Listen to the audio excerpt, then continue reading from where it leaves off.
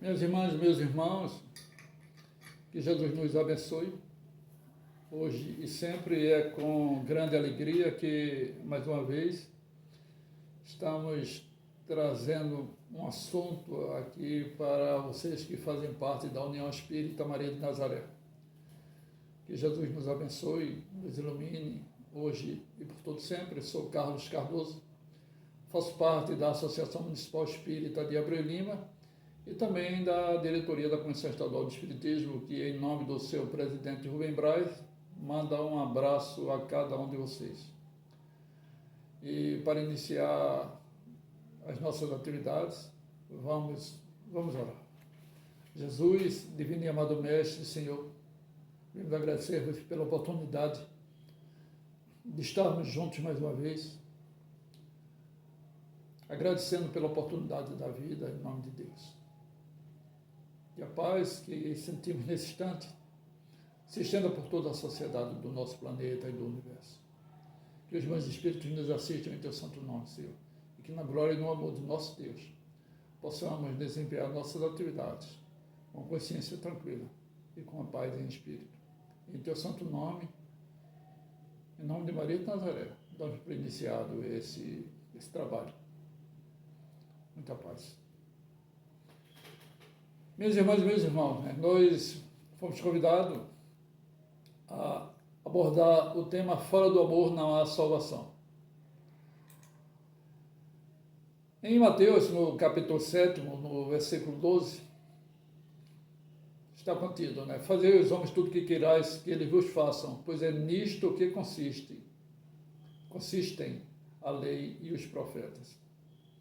Então o nome disso é amor. O nome disso é paz, é harmonia, é comprometimento com a sociedade e com cada um de nós. Também em Mateus, no capítulo 22, nos versículos 34 a 40. Alguém então questiona: mestre, qual o maior mandamento da lei? E nosso Senhor Jesus Cristo responde: amarás o Senhor teu Deus de todo o teu coração, de toda a tua alma e de todo o teu espírito. Este é o maior e o primeiro mandamento. E aqui tendo do segundo, semelhante a esse: amarás o teu próximo como a ti mesmo. Então, vamos perceber que a essência do processo de educação que o nosso Senhor Jesus Cristo deixou para cada um de nós através dos evangelhos é exatamente aquele que tem por bandeira o amor.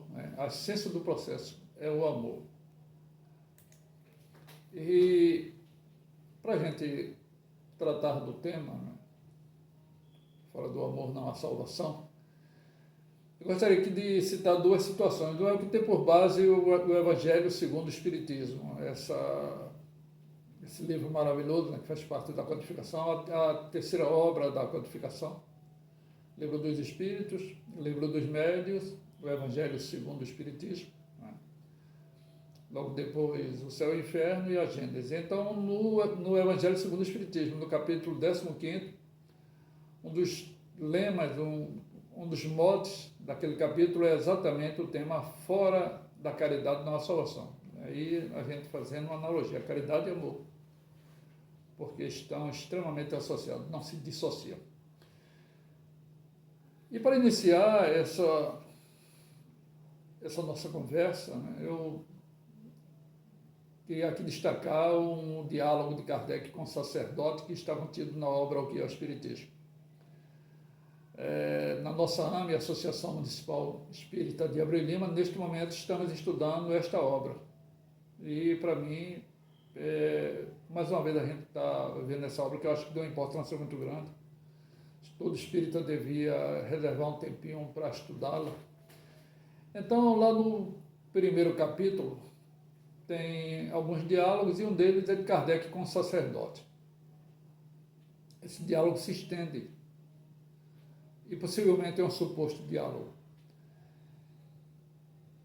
E Kardec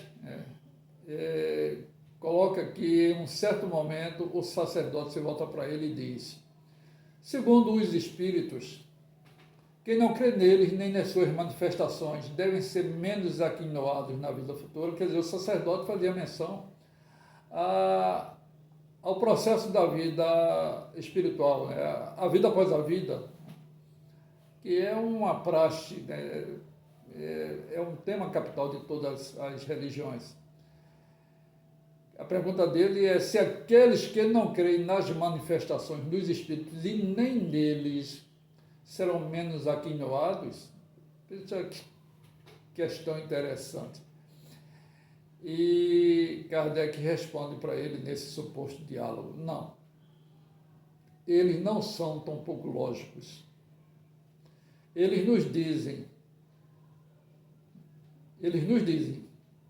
que Deus é soberanamente justo e bom. Eles nos pregam que fora do Espiritismo não há salvação. Eles não nos pregam dessa forma, mas sim que fora da caridade não há salvação. Então, a gente tomando essa questão como eixo, né? Kardec volta a tratar desse tema. Por exemplo, no livro A Viagem Espírita, de 1862, ele faz menção também, numa das suas visitas às instituições que visitava, ele toca no tema novamente. Então a gente vai perceber que o codificador, ele tem por esse verbete, né, por essa máxima, uma atenção muito grande, e ele faz questão de destacar, né, que fora da caridade, fora do amor, não há salvação. E quando a gente vem tratar desse tema, fora do amor, a gente invariavelmente vai caminhar dentro do capítulo 11º do Evangelho segundo o Espiritismo. Lá está contido, por exemplo, na lei de amor.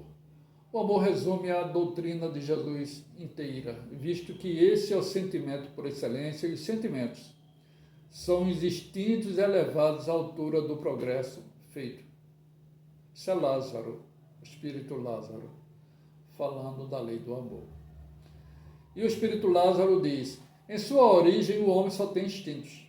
Então vamos aí a uma análise criteriosa do processo de progresso de cada um de nós, né? Do espírito, né, que nasce simples e ignorante, né, surge simples e ignorante pela vontade do Criador e vai se estendendo. Então, no seu início, o homem, o espírito, é dominado pelos instintos, apenas instintos. Quando mais avançado e corrompido, e aí a gente tem a impressão patente de que vivemos essa situação, só tem sensações. Então são as chamadas sensações de prazer, as satisfações. Vivemos atrás das satisfações, dos prazeres. Então todos os esforços são voltados para isso. Mas as sensações convivem também com os instintos. Quando mais avançado, quando mais instruído e depurado, tem sentimentos. Isso é o espírito Lázaro, no capítulo 11, item 8 do Evangelho segundo o Espiritismo. E o ponto delicado do sentimento é o amor, quer dizer, a essência do processo, a essência do sentimento é o amor.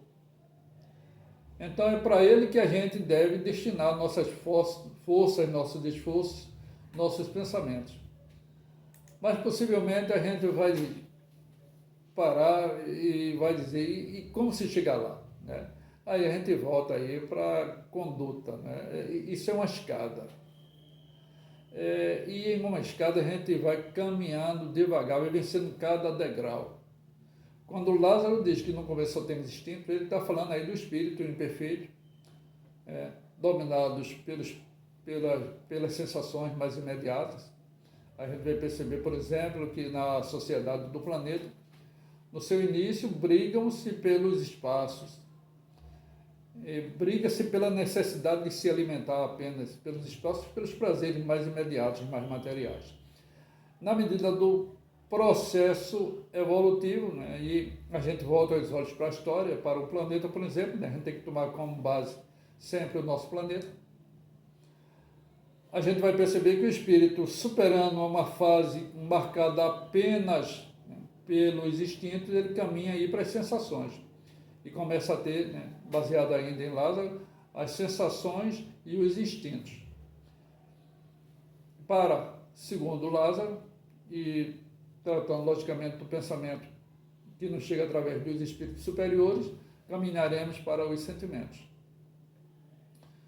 E o sentimento tem como essência, como ponto capital, o amor.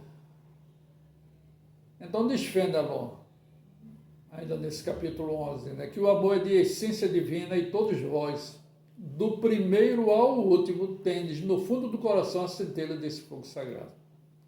Então, a gente está pegando assim uma miscelânea, né, das informações que esses espíritos queridos repassaram para Kardec, e a gente está aí pegando esse modo para caminhar dentro desse tema extremamente delicado, tão de cada um de nós, mas tão delicado para se comentar. Então diz Fenelon, o amor é de essência divina e todos vós, do primeiro ao último, tendes no fundo do coração a centelha desse fogo sagrado. Diz ele mais adiante, no capítulo 11, o homem, por mais abjeto, vil e criminoso que seja, quer dizer, que tem como marca a imperfeição, né? Vota a um ente querido ou a um objeto qualquer, viva e ardente afeição, e a prova de tudo quanto tendesse a diminuí-la e que alcança não raro sublimes proporções. Então ele diz que por mais desprezível que seja o ser, usando as palavras do Espírito, por mais imperfeito que seja, e por mais grossas que sejam as suas paixões, por mais pusilânimes que sejam seus instintos, essa criatura, em um certo momento da sua caminhada, vota a um ente ou a um objeto qualquer. Veja que o Espírito ele chega nesse pensamento. Volta a um ente, a um ser ou a um objeto qualquer, uma ardente afeição. A prova de tudo. A prova de tudo. E mais adiante, desse Fenelon que esse germe se desenvolve, esse germe, essa afeição ardente que marca a vida de qualquer um, ele se desenvolve com a moralidade e a inteligência. Quer dizer, deu-se início, vai caminhar e vai desenvolver. Esse germe vai se desenvolver. E ele é latente em cada um de nós. Então, independente do nosso olhar, diante de uma sociedade que às vezes a gente ainda acha que precisa evoluir tanto, embora falemos tanto, né, do processo de regeneração em que estamos envolvidos, é um tema tão comum hoje, né, nas nossas instituições, mas aí a gente, ao estender o nosso olhar, né, a gente vê tantos altos e baixos na nossa sociedade. Então, independente de quem quer que seja e onde quer que esteja, como nasceu e como vive, independente do seu modelo de pensamento, de atitude, da sua religiosidade, ele tem esse germe dentro de si. Esse germe se desenvolve de acordo com a moralidade e a inteligência, quer dizer, ele cresce, ele se amplia. E na medida que ele se amplia, diz o Espírito Fenelon, ele gera doces e santas virtudes, que nos ajuda a transpor a árida rota da existência. Então veja que coisa bela o Espírito coloca aí, expõe para que a gente possa refletir. Esse germe se desenvolve com moralidade e com inteligência e gera doces e santas virtudes. E essas virtudes marcam, elas registram-se na vida daquele que a pratica e estimula aquele que vê. Quem de nós, né, já não ficou feliz ouvindo as histórias dos grandes espíritos que viveram no planeta ou que vivem no nosso meio? Não raro uma história que envolva a vida do nosso querido Chico Xavier, por simples e ingênua que possa parecer. Ela nos estimula a caminhar, porque ela dá uma ideia em que muitas vezes o ato da ingenuidade que a envolve, ingenuidade diante de um mundo de sentimentos que não coadunam muitas vezes com a grandeza de um espírito que em gestos simples transforma ele em grandes ações, né? e que nos ensinam. E aquilo serve para cada um de nós. Então, aqueles gestos nos estimulam. As virtudes, né, que decorrem de atitudes sãs, atitudes boas e belas, por simples que sejam, estimulam aqueles que vamos vendo, vamos aprendendo nelas a nos modificarmos. Há muito tempo atrás, nós ouvindo ou lendo algumas obras referente ao Chico, né? Vamos tomar o Chico como referência. Mas não é só ele não, tem tanta coisa bela na vida de tanta gente, né? O Chico é porque ele foi um depositário, uma ferramenta de amor aqui no nosso planeta, tão perto de cada um de nós, abraçando a doutrina e fazendo com que ela se desenvolvesse, crescesse, particularmente no nosso Brasil.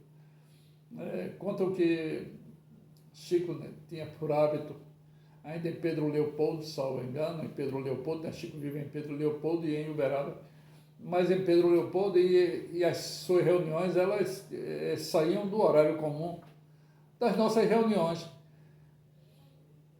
E às vezes lá vinha Chico sozinho, caminhando pelas ruas, já com as casas, com as portas fechadas, e lá vinha ele voltando, sempre uma sua irmã estava ali esperando ele, não sei se o nome dela era Maria José, faz tanto tempo, mas numa dessas noites, quando ele sai, que vai caminhando da instituição para a sua casa, um cachorro aparece para ele, um cachorro grande, e vem para cima dele, e ele então, num ato desesperado, mas sob controle, volta-se para o cachorro e fala, pede para ele ter paciência, não feri-lo, e que se o acompanhasse, ele ia dar toda a carne que ele precisava assim que chegasse na sua casa. Atitude talvez simples, né? Mas uma atitude simplista, mas de uma grandeza muito grande. O que ocorre? Chico sai na frente, o cachorrão sai atrás. Quando ele chega na casa dele, que ele entra, a sua irmã já está preparando o seu café, né? E ele começa a recolher as carnes que existiam ali na residência. E a irmã acha estranho, né? Ele pega algum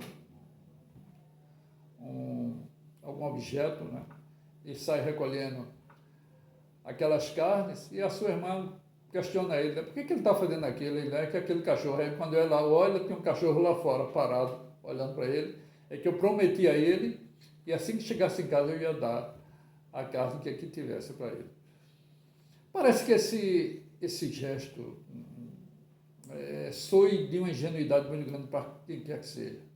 Mas vejam o ato de moralidade que existe por trás dele, de respeito à sua própria consciência, né, à sua palavra e à sua atitude.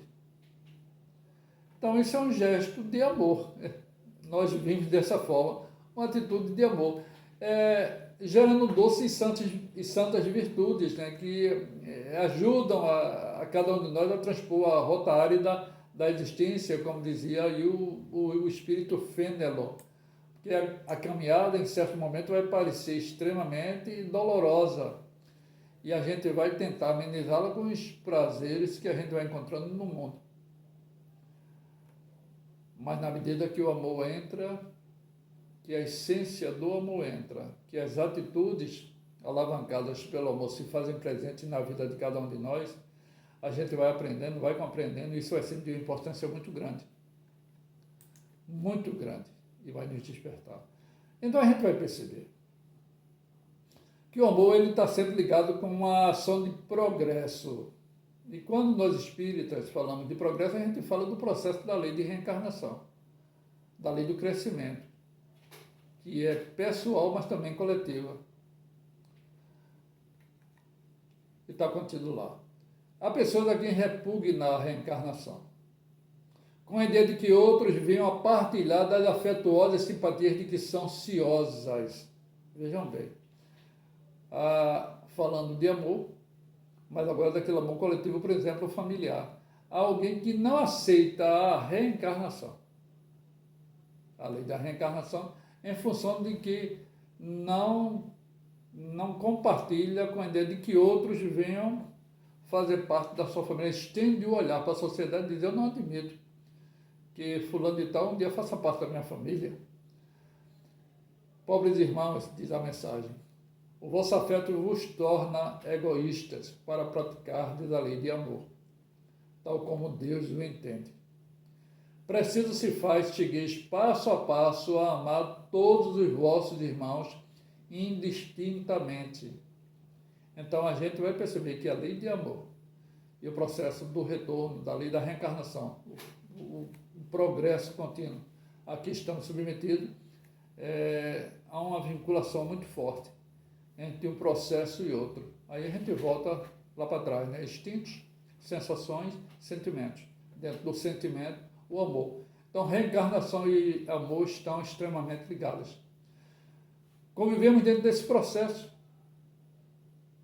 independente do modelo de vida em que a gente se encontra nesse momento adaptado.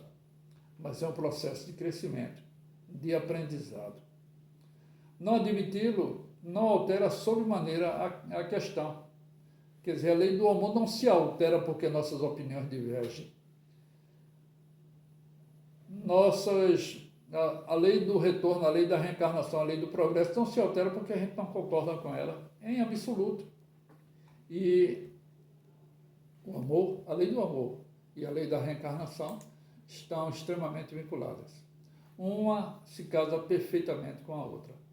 Na pergunta 890, quando trata do amor materno, o codificador da nossa doutrina, Kardec, na elaboração do livro dos Espíritos, né, o livro base da nossa doutrina, ele faz uma pergunta aos espíritos superiores, né, coordenados ali pelo Espírito Verdade, da seguinte monta: será uma virtude o amor materno ou um sentimento instintivo comum aos homens e aos animais?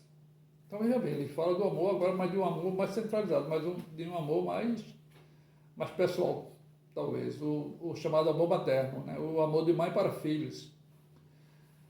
Esse amor materno é uma virtude ou um sentimento instintivo, né? Que é comum tanto aos seres humanos como aos demais animais que vivem na natureza, e os espíritos respondem para Kardec: uma e outra coisa, é uma virtude, mas também é um sentimento instintivo. Então a gente vai perceber que o instinto ele vai continuar acompanhando a gente. A natureza, os espíritos voltam-se para Kardec e dizem: a natureza deu à mãe o amor a seus filhos no interesse da conservação deles. No animal, porém, esse amor se limita às necessidades materiais. Cessa quando desnecessários se tornam os cuidados. O homem persiste pela vida inteira e comporta um devotamento e uma abnegação, que são virtudes. Quer dizer, o seu filho pode ter 70 anos, 80, a mãe tem ali 95, 100, mas é o meu filho, é o meu bebê.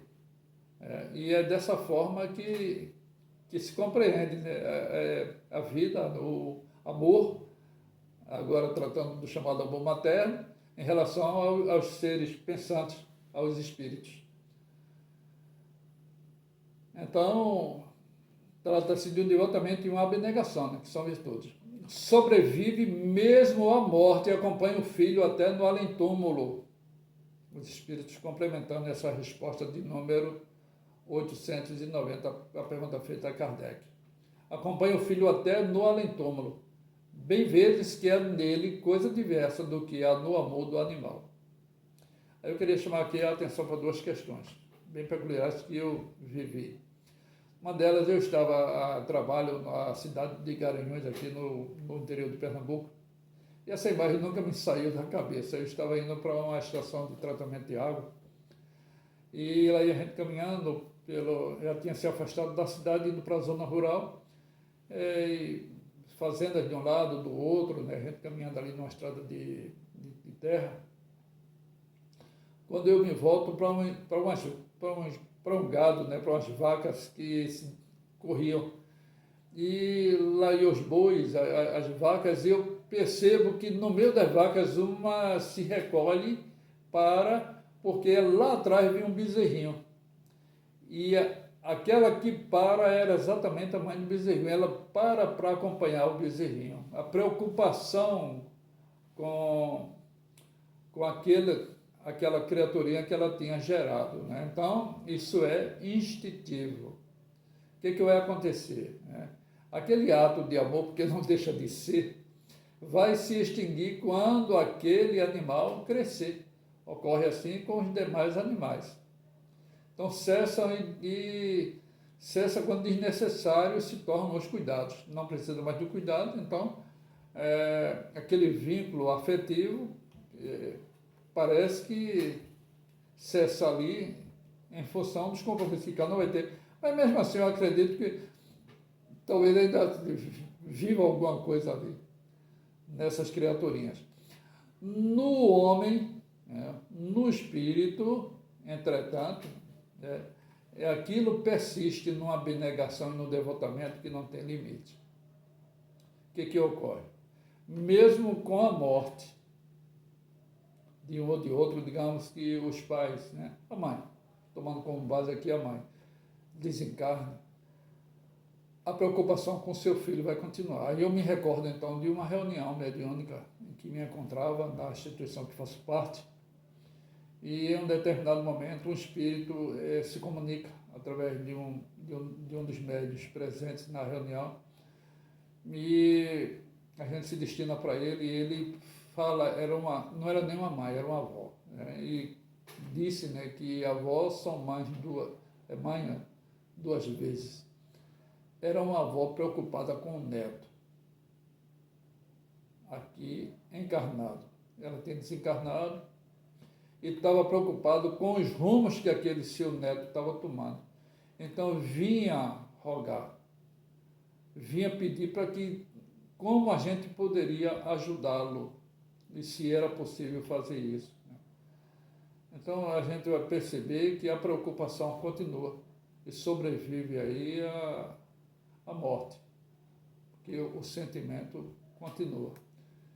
Então essas duas ações me marcaram profundamente e elas estão envolvidas com o tema que a gente está aqui abordando. Fenelon diz ainda, o espírito Fenelon: a lei de amor constitui o primeiro e o mais importante preceito da vossa nova doutrina, porque é ela que um dia matará o egoísmo. E o egoísmo é uma chaga, né? A pior chaga da sociedade, né? É o egoísmo. Aí são os espíritos que vêm nos dizer que, de fato, a gente tem isso confirmado. O egoísmo está na base de todo o mal que acomete o nosso planeta. Ele diz: é ela que um dia aniquilará o egoísmo, a lei do amor, qualquer que seja a forma sob que se apresente, dado que, além do egoísmo pessoal, prestemos bem atenção, além do egoísmo pessoal, aquele que a gente carrega dentro de nós, fruto das nossas imperfeições, há também o egoísmo de família, de casta, de nacionalidade. Quer dizer, o egoísmo já não é uma coisa apenas do indivíduo, né? Mas ela se transforma no coletivo da família, no coletivo da casta, da nacionalidade. Isso é Fenelon. Quando ele fala da lei do amor, ele traz essa chaga que deve ser combatida, que é exatamente o egoísmo. E ele diz que além dele ser algo da gente, ele também se amplia e acomete todos, né, em função das imperfeições que a gente ainda carrega. Então vem as críticas às cores, né, ao modelo de vida que se abraçou, à nacionalidade, gerando inclusive no transcurso do processo evolutivo as guerras, as lamentáveis guerras.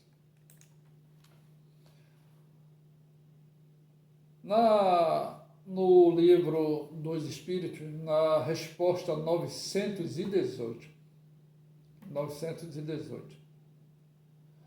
tem algo que a gente retirou aqui para uma abordagem. Possuído do sentimento de caridade e de amor ao próximo, a criatura faz o bem pelo bem sem contar com qualquer retribuição e sacrifica seus interesses à justiça. É bondoso, humanitário e benevolente para com todos, porque vê irmãos em todos os homens sem distinção de raças nem de crença. Quer dizer, quando possuído pelo sentimento do amor, quando ele vai alicerçando nossas vidas, a gente começa a se tornar, de fato, bondoso, humanitário e benevolente. Razão pela qual aniquilam-se, conforme a gente falou, aquele egoísmo que classifica-se como de família, pessoal, de raça e por aí vai. Então, essas barreiras caem em função do sentimento de caridade e de amor, que vai se aprofundando dentro de cada um de nós. E São Vicente de Paulo, na resposta da pergunta 888 do Livro dos Espíritos, ele diz: amai-vos uns aos outros, eis toda a lei divina, mediante a qual governa Deus os mundos. Amai-vos uns aos outros, eis toda a lei. E ele diz: o amor é a lei de atração para os seres vivos e organizados. A atração é a lei de amor para a matéria inorgânica. Eu destaquei isso aí. O amor é a lei de atração para os seres vivos e organizados. É o amor que vai nos unir, fazendo com que as barreiras caiam e que a gente se respeite, se ame, se compreenda e aprenda junto a crescer. A atração é a lei de amor para a matéria inorgânica. Ele faz aí um trocadilho, mas muito interessante, na resposta da pergunta 888 do Livro dos Espíritos. Então, minha gente, a gente vai perceber que o amor, ou a caridade, como a gente costuma citar, né? A lei de caridade, de amor, de benevolência, é aquilo que nos move. Nós vivemos para compreender o amor, e na medida que a gente compreenda, a gente sai de um estado de ignorância, de imperfeição, para um crescimento do espírito que respeita a todos e que também é respeitado. Porque quando a gente fala de respeitar o próximo, né, aquele respeito também volta para um de nós, para todos nós, em função do respeito que a gente tem para com aquele também tem para conosco. Esse é o sentimento que a gente vai compreendendo quando a gente vem entender a essência do processo da evolução do espírito. Que Jesus nos abençoe e que a gente compreenda a necessidade de se compreender uns aos outros. Jesus abençoe a todos que nos ouvem nesse momento. Que esse sentimento de paz e de harmonia, né, que o nosso Senhor Jesus Cristo, há mais de 2000 anos, nos vem ensinando, esse germe que se encontra dentro de cada um de nós, conforme foi dito, possa crescer para que a gente se liberte das imperfeições que ainda carregamos. Grato pela oportunidade, né, que Jesus nos abençoe, que a gente ame indistintamente, que a gente compreenda o próximo, que a gente se vença amando, sem ter dentro de nós, ou buscando vencer dentro de nós as imperfeições do ódio, do egoísmo e do orgulho que ainda carregamos. Grato a todos que nos ouvem, vamos orar. Jesus divino e amado Mestre, Senhor, queremos agradecer pela oportunidade de estarmos aqui no planeta, de sermos outros. Agradecido pela família, Senhor, pela oportunidade que nos deste sob o amor do nosso Deus, dentro das suas leis, de crescer enquanto espírito. Que a paz que aqui sentimos, né, se estenda a todos os meus irmãos no mundo, especialmente aqueles que passam pelas dificuldades, aqueles que transitam na dor, na fome, no frio, aqueles que estão sofrendo em função da ignorância, da grosseria, do desrespeito. Que a vossa paz se estenda particularmente a eles. Que o vosso amor nos guie. Que a paz, a bênção, né, e a luz nos envolva e nos conduza a todos nós, hoje e por todo sempre. Muita paz. Que Jesus nos abençoe.